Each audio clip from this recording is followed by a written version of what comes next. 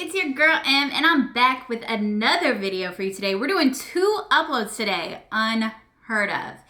Last night was the episode 1 of season 13 for the Real Housewives of Beverly Hills. So this video is for my Bravo girlies, my Real Housewives girlies. We are going to talk about the season premiere. Honestly, I think it was kind of a dud. Like, it was not that good. Like, it was kind of a snooze fest. And I'm excited for the season to progress. Like, I'm looking forward to seeing how it goes. But the premiere just, it like fell flat for me. You know, like, it just wasn't, I don't know. It just didn't do what I thought it was going to do. And if you are interested in checking out the trailer and my reaction to the trailer, I'll put that link in the description down below. But I don't know. I feel like I'm already going to be so tired of the Mauricio and Kyle drama and their separation. I already know it's just going to drag on and I'm going to start to hate it. And the taglines weren't that good. Like, I don't know. We'll see. I'm going to reserve judgment, but the first episode was not great. So we start off, it's like PK and Doree is deciding that she wants to do this like healing little retreat with the girls, which healing retreats don't usually go that well with the Real Housewives women on any franchise. Like, the healing retreats are just code word for like, we need to talk shit to each other, and sometimes things get resolved and other times it doesn't get resolved.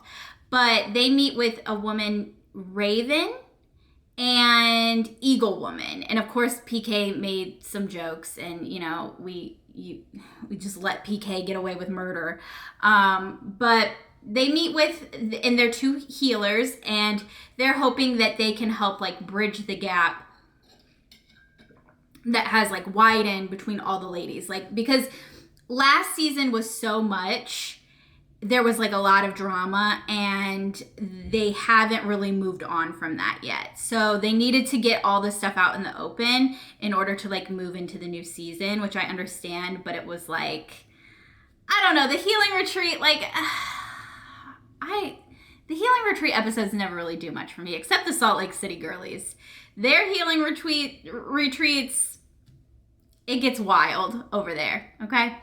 But this one was pretty subdued. So when they have Doree's like retreat or whatever, Erica shows up and they all ooh and ah, and they're like, oh, she's on Ozempic, she's so skinny, she's on Ozempic, and Erica's saying no, it's hormones, and it's like, okay, Erica, you don't have to lie, but maybe she really is on hormones. I don't freaking know. I'm not a doctor.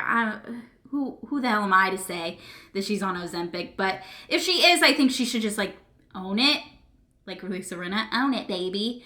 But and yeah, there's no Rinna. There's no Rinna this season. She's no longer there. So yeah. But they mainly have, so Doree and Erica have some things to clear up, because Erica at BravoCon had said that Doree and PK, that their marriage was gonna be the next to like implode, and Doree is like really hurt by that. So they had to clear that up. And then Kyle is talking about her sister and how Kathy Hilton, I don't think she's going to be on this season. I don't think she's going to be a friend of or anything, but she is, they obviously had like I don't want to say breakdown, but they've had a disagreement or an argument, and Lisa Rinna was in the middle of it, and it was just a big, huge drama thing. So Kyle and Kathy's relationship is still strained, but Kyle felt like she didn't have any of her, like her friends didn't have her back during all of that, so which I can understand. But it's like, it's hard because her friends didn't really want to get in between her and Kathy because it is family, and like that never goes well. Like, you can't really get in between somebody and their family member, because then they're just gonna be like, they're gonna choose their family member's side and like just take whatever or deal with whatever, and then like you end up looking like the asshole. Like there's never a good way to get in between, especially sisters. Like there's no good way to like try to mediate a situation with sisters. Like you have to let them work that out themselves. So I think she kind of did need to like recognize that was kind of a position to put them in, you know? Okay, so they decide to like heal and move on, and like at the end of the retreat, oh, I forgot to mention about Erica. Erica kind of had a breakdown, like, and she apologized because last year was such a rough year for her. The past couple years have been rough for her, and so she was maybe a little more harsh than she needed to be. I wanted to make sure I like mention that. But in the end, they all decide to hug and kiss and hug and make up, and it's all good, and we move into the next scene. And so then we meet Sutton, and Sutton got a horse from the Netherlands. And so Sutton has entered her horse girl era, which I'm happy for her.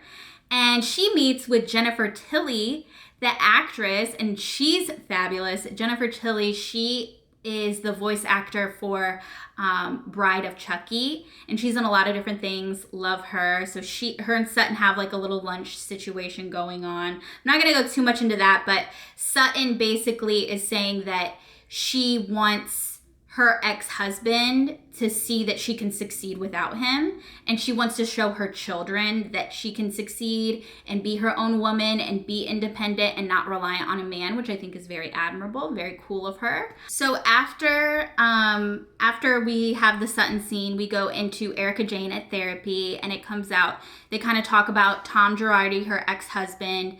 They talk about his indictment, about him stealing money from victims of an airplane crash. She isn't like being charged, and she's not a part of the indictment. It's still not a good look for her because she was married to the man for so long. So like he may have stolen the money, and Rob Minkoff, Crystal's husband, mentions it. Like she may not have stolen the money, but she did spend the money. So like there's like this moral gray area there that is definitely going to, I'm sure, continue to be a topic of discussion. So, and then after that, we get into Doree and Kyle. They're having a little sit down. They're having like lunch or dinner. They're having pizza on Hermes plates, as you know, as normal people do. And Doree admits that there has been issues between her and PK. Like maybe their marriage, like there's nothing like huge going on, but there is like a separation. He's been spending a lot of time in London, and she just felt like she wasn't getting the support that she needed from him, because keep in mind, Doree was robbed the year before. So it's been a bumpy year for her, and she just felt like there was a distance between her and PK. And Kyle, we haven't really seen the distance between her and Mo yet. We'll get there. So we don't really know what's going on. We haven't really seen much there yet. But Doree is, you know, saying that like things have been, you know, a little bit hard for her and PK, and they feel like they're like kind of going through it now. And then Kyle was talking about how she just wasn't going to take crap from anybody, even if it is her sister Kathy anymore. And so they have like a nice little dinner catch up, whatever. And then we go into the next scene, and that is Garcelle having lunch with her boys. And I really admire Garcelle for being able to have this conversation on television and giving her children the space to like say, hey mom, like I need more of you, or I need less of you. Like she was able to listen to them, even though it was hard. It was hard truths, and I think, you know, she was definitely hurt by, you know, some of the things they said, but she gave them that space to like speak their mind, and I think that's really wonderful. A lot of the time parents will just like put these like expectations on you, or these rules and these boundaries, but like you don't feel like you have a voice. But Garcelle in this moment gave her children a voice, even if she didn't want to hear, like even if she, you know, felt a little some type of way about what they said, she still allowed them to say it, and so they could find a path forward. And I think that's really great and admirable. You know, I think it's great. I think they have a great little family unit, and I think, you know, being a teenager is hard, so the boys are gonna, you know, obviously say things in an unfiltered way. They're teenage boys, and it may come off harsh, but, you know, at the end of the day, she loves them and they love her, and I think it's just like a testament to her parenting. So I think it was a great scene. And then after that, we get into Mo and Kyle. This scene is crazy because it's like, you can really tell that there's a division in this. Like, you don't know what's gone on. We have no context to it, but she is just annoyed by Mauricio, like so annoyed by him. And she has gotten these 5 tattoos, and let's just talk about these 5 tattoos. They are the most middle school, high school girl tattoos ever, which it's great, Kyle. I love get as many tattoos as you want, Kyle. Get a face tattoo. I don't really care. But, like, her collection of tattoos are something else. Like, it just kind of made me laugh. But Mauricio was like, I think that's enough. Like, telling her, like, she can't get tattoos. And she was like, well, if I want one, I'll get one. And he's like, nah, nah, nah, nah. So we really start to see kind of like a division. We start to see the attitudes. And there's definitely a disconnect. So, and that's where they end the episode. And Kyle was on Watch What Happens Live. And on Watch What Happens Live, like, since everything is like really public about the split now, she was getting hammered by questions from Andy Cohen. Like, hammered. And she answered him, boy. She answered him because Mo was caught holding hands with his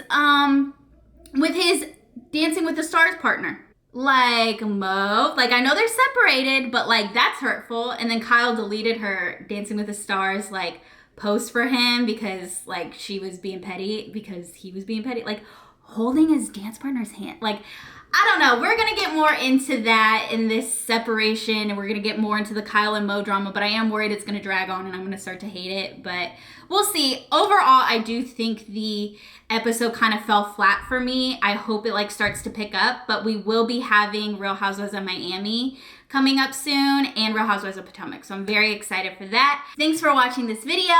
Be sure to like, comment, subscribe. Let me know what you think. If you're a Housewives fan, if you're not a Housewives fan, if you're going to be watching this season of Beverly Hills, or if you're not going to be watching this season of Beverly Hills. Also, follow my Twitter at @AmandMan. I post a lot of Housewives stuff over there if you're interested. And then my Instagram at Midwest Mansfield. Thank you so much for watching. I love you guys so, so much. And we'll see you in the next one. Mwah, mwah, mwah.